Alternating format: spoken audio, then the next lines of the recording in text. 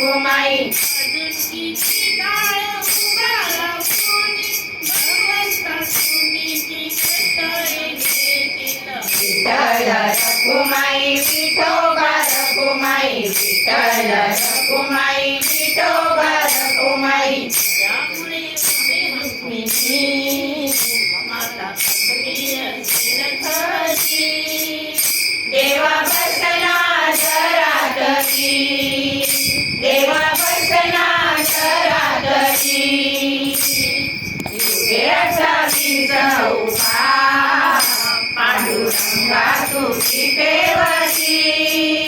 देवा बसना घरातली